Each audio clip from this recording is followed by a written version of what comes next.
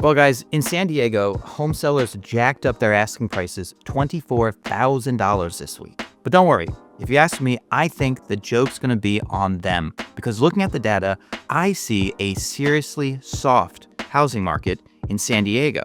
And I think we're already beginning to see evidence of that this week. And that's what we'll be examining in today's San Diego real estate update for February 13th, 2025. I'm Jon Schwartz, California's 1% homebuyer agent. I'll be doing San Diego real estate updates every other week going forward. So subscribe and stay tuned if you're planning on buying a home in San Diego in 2025. And check out jonsch.com to learn how you can save on average over $10,000 on that purchase. That's jonsch.com.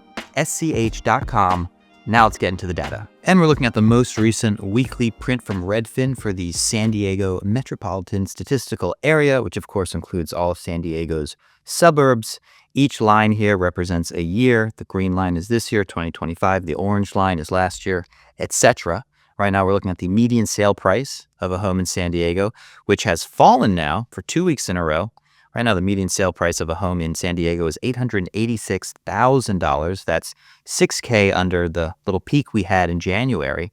And that's pretty typical. Prices tend to bottom out Super Bowl weekend. Despite this week's price declines, home sellers and agents are looking forward to bigger numbers ahead as the new listing median price shot up $24,000 this week to $929,750. This, of course, is the median price of the new listings that came to market this week, and this metric is up $40,000 since the beginning of the year. Now, that's not ridiculous. As you can see, list prices tend to climb every year, and digging deeper into the data, we can see if these sellers are setting themselves up for success or failure.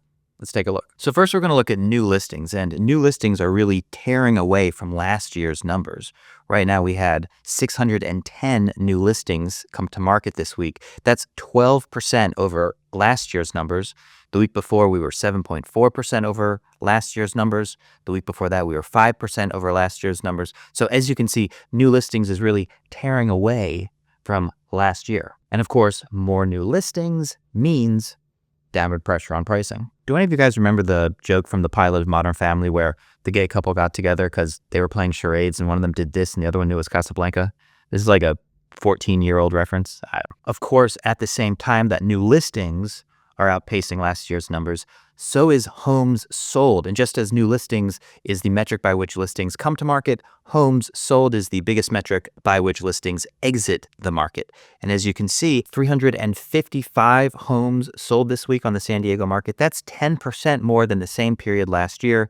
And just looking back over previous weeks, we see that this whole year we've hovered above the previous year. We were at 10.3% last week, 14% the week before that, 14% the week before that, 17% the week before that. So far this year, sales has really been outpacing new listings, and that does create upward pressure on pricing. So maybe these home sellers jacking up their prices are doing the right thing. Oh, or maybe not.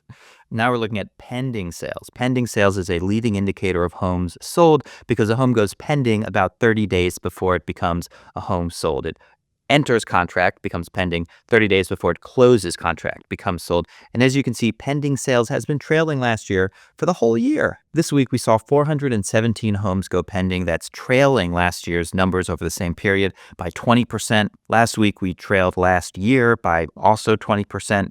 The week before that, we trailed by 14%. The week before that, we trailed by 6.8%. So pending sales as a leading indicator of homes sold is telling us that homes sold is about to tank. And when homes stop selling, that means inventory sits on the market. That means prices begin to tank. And speaking of homes sitting on the market, that's the metric we're looking at right now. Active listings. This is how many active listings are on the San Diego market. Right now, we have 4,225 homes that are active, and that is almost 20% more than this same week last year. Now, if new listings continues to climb and homes sold tanks in the weeks ahead, which the pending sales metric tells us it should, we could see this year-over-year growth in active listings grow to maybe even 30%. And if we get to the point where this year has 30% more active listings than last year, we are going to see prices cool, which would be cool. That's lame. Okay. Because looking at weeks supply, we're already at the highest supply point we've been since before the pandemic. We moved laterally this week from 12.7 to 12.7 weeks of supply. Still, there's more demand-adjusted supply on the San Diego market than there has been since pre-pandemic times. And we'll only have more demand-adjusted supply if new listings continues to climb and homes sold begins to fall off a cliff. And we're seeing the first cracks of that softening San Diego market right now. This is the percent of active listings with price drops this week. And as you can see, this year's line is shooting straight up. Right now, 4.5% of active listings contain price drops. That is 1.1% more than last year. Last year at this time, it was only 3.4% of active listings had price drops. And not to get into our calculus, but if you look at the slope of this line, it mirrors the slope that we saw in 2022. Now, what was happening here in 2022? Well, right around here, rates were at 3.5%. And by this point, rates were at 6%. People weren't buying homes because rates were shooting up to the moon. And we're seeing a similar velocity of price drops right now. I'm telling you guys, this is the first crack in the wall. If you're a home buyer in San Diego, be patient, don't feel rushed.